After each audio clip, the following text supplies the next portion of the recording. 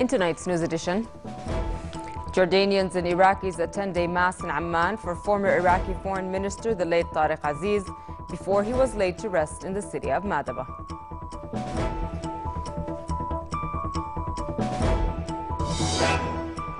Egypt opens the Rafah border crossing to allow Palestinians to travel in and out of the Gaza Strip for the first time in 3 months.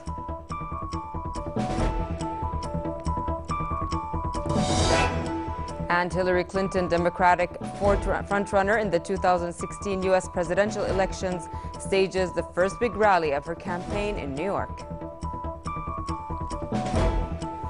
Good evening and welcome to the news at 10. Around 1,000 Jordanian and Iraqis attended a mass in a church in Amman for the late Tariq Aziz, Iraq's former foreign minister, before he was laid to rest in Madaba. Aziz died in prison on the 5th, suffering a heart attack. His body was brought to Jordan in the early hours today. A Chaldean Christian, Tariq Aziz was born in the village of Tel Kaif near Mosul in northern Iraq. His association with Saddam Hussein dated back to the 1950s, when the two men were involved in the then outlawed Ba'ath Party. Aziz was appointed Minister of Information in the 1970s. In 1977, he joined the Revolutionary Command Council, the committee of senior Ba'ath Party officials ruling Iraq, and in 1979, he became Deputy Prime Minister. Aziz was number 43 on the U.S. list of most wanted Iraqi officials during the 2003 U.S.-led invasion of Iraq, when he gave himself up just 2 weeks after Saddam was toppled. Members of his family thanked the king and the country for allowing them to pay their last respects. What I want to say is that God bless his soul, and thanks for Jordan, His Majesty, and other people who allowed us to see him. Thank you so much, and God bless you all Jordanians and Iraqis. And over to Syria, where the Syrian Kurdish YPG militia said it began an advance towards a Daesh-held town in the Turkish border, thrusting deep into the group's stronghold of Raqqa. Backed by U.S.-led airstrikes, the YPG and other Syrian rebel groups began to move towards Tel Abyad after encircling Daesh-held town of Suluq on the southeast. El Abyad is the northeast border town of the Raqqa and is important to Daesh, and the advance, backed by U.S.-led strikes, raises the prospect of a battle at the Turkish border between the YPG militia and the terrorist group. For the YPG, seizing Tel Abyad would help them link up Kurdish-controlled areas in Hasaka province and Kobani. In Iraq, meanwhile, Daesh terrorists attacked government forces and their Shiite militia allies, killing 11 near the city of Baiji as part in Diyala province. The U.S.-led coalition conducted 12 airstrikes targeting Daesh terrorists in Iraq and 3 strikes against the group in Syria, mostly focusing on urban areas. Chief of Staff for the Combined Joint Task Force, Brigadier General Thomas Widley, said in a statement that the coalition continued to strike Daesh terrorists in complex and congested urban terrain in Iraq and Syria. The statement added that all the Syrian strikes took place near the town of Kobani, near the Turkish border, hitting tactile units and destroying a fighting position. The strikes conducted in Iraq were spread out near Baghdad, Al-Huwayja, Baiji, Makhmur, Mosul, Sinjar, and Tel Afar, where they hit tactical units, firing positions, and a stage area. They also destroyed vehicles, fuel tankers, and weapons. Here at home, the Jordan border guards engaged and destroyed a truck that was trying to cross from Syria into Jordan illegally. A military source said the army dealt with the truck, which was traveling at high speed, according to the rules of engagement, and destroyed it outside international borders. Egypt opened the Rafah border crossing to allow Palestinians to travel in and out of the Gaza Strip for the first time in 3 months. A Palestinian official said 7 trucks with building materials for the private sector entered Gaza today. It is the first time since 2007 that Egypt has allowed a commercial shipment via Rafah, which is mainly for passengers and humanitarian aid. Local residents said an initial bus with passengers had crossed into Egypt and an official at Cairo International Airport said Palestinians were flying in to set out overland for Gaza. Border officials said the new opening would last for 3 days, and some Palestinian sources said it could be extended, although there was no immediate Egyptian confirmation about any possible extension. In the war against the Houthis in Yemen, Saudi-led coalition bombed a district in the Yemeni capital Sana'a, killing 9 people and wounding at least 60 people, according to the residents and medics. An eyewitness said 2 missiles struck 2 Saleh's relatives' houses, while the third crashed in the middle of the neighborhood, causing several casualties. The World Health Organization said over 2,500 people have been killed and more than 11,000 injured in the conflict so far. Peace talks between Yemen's warring parties, scheduled for tomorrow, have been delayed by 1 day to Monday, as one delegation would be arriving late in Geneva. In Libya, a suicide bomber blew himself up in the city of Derna, killing at least 3 people and wounding 5 more. Residents say Daesh loyalists and another jihadist group, Majlis al-Shura, have been fighting in the area since last week. Meanwhile, the Interior Minister of Libya's self-declared government said that 10 Tunisian consular staff kidnapped by gunmen in Tripoli are in good condition and their captors have been contacted. The minister said hopefully the staff will be freed soon. An armed group has stormed the consulate in Tripoli and kidnapped the 10 staff yesterday. No group has claimed responsibility, but Libya is in turmoil with 2 rival governments and their armed factions battling for control. Elsewhere in the country, Daesh terrorist group posted a video to show seizure of Libyan power plants west of the Libyan city of Sirte. Forces loyal to the self-declared government that controls the capital pulled out of the plant after the terrorists attacked it on Tuesday morning. Iranian President Hassan Rouhani said in a televised news conference that a comprehensive nuclear deal could be delayed if world powers brought new issues into play. He added that he would not accept a UN inspection regime that jeopardized state secrets.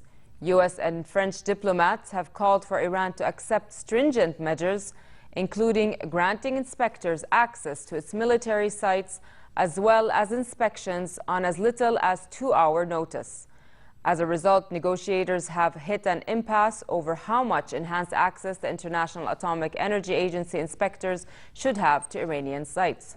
So far, the IAEA has had regular, if limited, access to Iran's nuclear-related sites, but Tehran has refused to let the agency visit military sites, citing the risk of security-sensitive information being passed on to the Western intelligence agencies. Iran is aiming to strike an accord with 6 powers by June 30th that would curtail its nuclear program in exchange for relief from sanctions. 6 Ukrainian servicemen have been killed and 14 wounded in Ukraine's separatist eastern territory in the past 24 hours, despite a 4-month-old ceasefire deal. A Ukrainian military spokesman said the casualties were a result of shelling by pro-Russian separatists, as well as encounters with mines.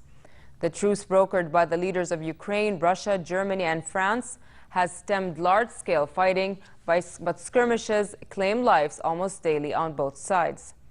Elsewhere, separatist officials accused Ukrainian forces of firing at a village near Donetsk, wounding 2 civilians and shelling 3 districts of the city over the past day.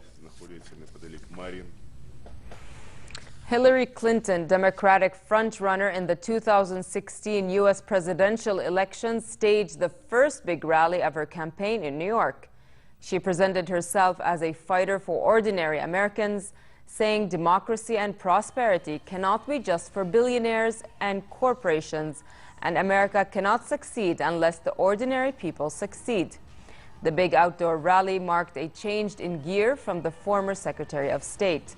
Since launching her election campaign in April, Clinton has held small events with selected participants focused on states such as Iowa that hold early contest in the party nominating process.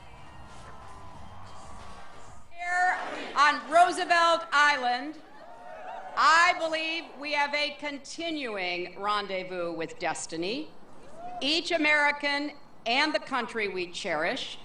I'm running to make our economy work for you and for every American, for the successful and the struggling, for the innovators and inventors, for those breaking barriers in technology and discovering cures for diseases, for the factory workers and food servers who stand on their feet all day. London today marked Queen Elizabeth II's birthday during the annual Trooping the Colour parade. Though the guest of honour was the Queen of England, it was young Prince George, son of the Duke and Duchess of Cambridge, who stole the show. The prince, held by Prince William, pointed at the crowds and even managed a wave. Today's parade was the 63rd time the Queen attended a birthday parade, a record unmatched by any monarch. Trooping the Colour originates from traditional preparations for battle, where flags known as colours were carried or trooped down the ranks so that they could be seen and recognized by the soldiers. Sweden's Prince Carl Philip was wed to Sofia Hellqvist, a 30-year-old former model and reality TV star. Royals from around the world attended the wedding ceremony in the chapel of the Royal Palace in Stockholm.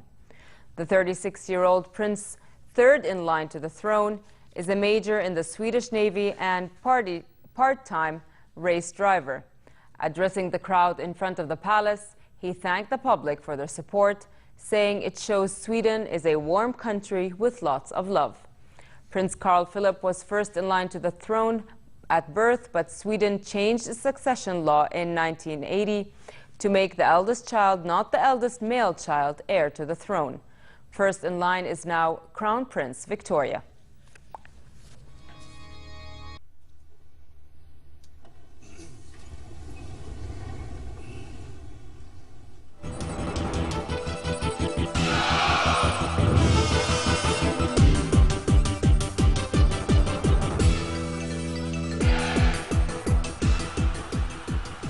One of motorsport's most iconic events, the Le Mans 24, is underway in France for the 83rd time.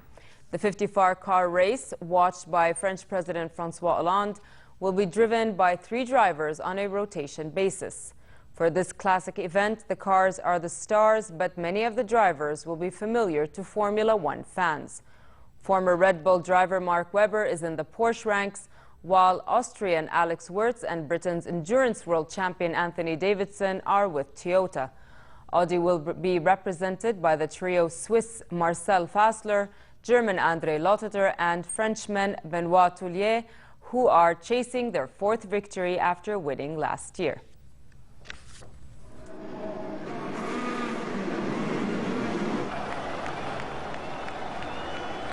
Alex Espargaro broke the lap record to take pole position at the Catalunya Grand Prix with Maverick's Vinali behind him in a surprise Suzuki, pairing at the front of the MotoGP grid. A blistering time of 1 minute 40.5 seconds gave Spaniard Espargaro only his second ever pole position in MotoGP and Suzuki's first since 2007. His compatriot Vinales was 0.083 seconds behind, and Yamaha's Jorge Lorenzo, who has won the last 3 races, took 3rd place. World champion Marc Marquez, who has struggled with his Honda this year, was down in 4th.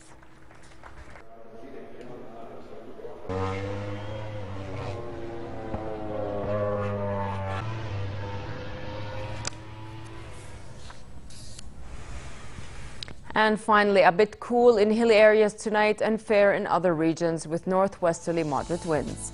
Tomorrow, fair conditions prevail in hilly areas but will be relatively hot in the Badia and the Jordan Valley with northwesterly moderate to brisk winds. Further south, the Gulf of Aqaba should expect hot conditions tomorrow with northerly moderate to brisk winds and calm seas. Next are the lows and highs for tonight and tomorrow.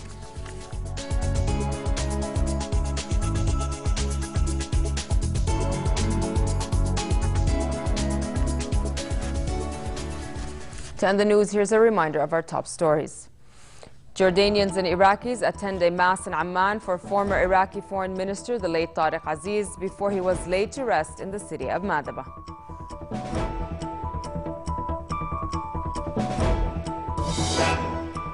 Egypt opens the Rafah border crossing to allow Palestinians to travel in and out of the Gaza Strip for the first time in 3 months.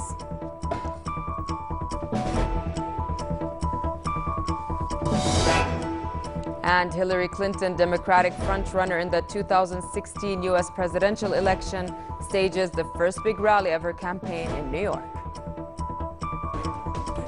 With that, we come to the end of tonight's news. I'm Nancy Khair. Thank you for watching and have a good night.